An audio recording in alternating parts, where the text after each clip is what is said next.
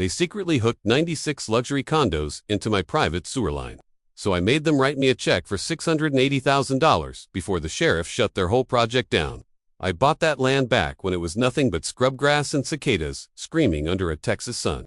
12 acres off a gravel road with a leaning mailbox, a shallow creek, and a concrete sewer system I paid for myself when I built my ranch house, every pipe buried with my own money and permits framed on the wall. The trouble rolled in when the HOA-backed developers showed up in shiny trucks.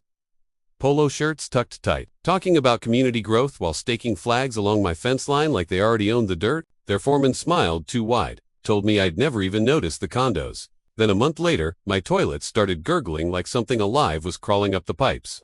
They denied everything, sent me violation letters for my fence height, threatened liens, and tried to bully me into selling while raw sewage pressure cracked my cleanouts, and the creek behind my house turned cloudy. I hired a surveyor who didn't blink, a plumber who swore under his breath, and a lawyer who smiled slow when the camera probe slid through my line and revealed a bright new tap feeding straight into a massive, unauthorized trunk line, running toward their half-built luxury boxers.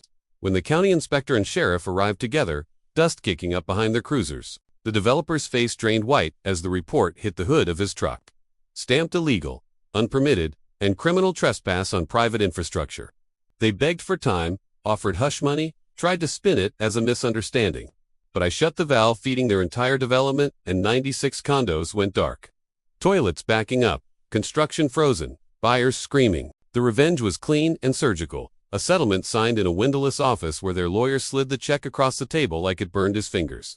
$680,000 for damages, access, penalties, and silence. The HOA president resigned the next week. The developer's name vanished from the county website, and their grand opening banners came down in the rain. Now my ranch is quiet again. My creek runs clear, and every time I hear the wind roll through the fields, I remember how close they came to stealing what I built, and how fast power flips when you own the pipes beneath the ground. Hit like and subscribe for more wild property stories.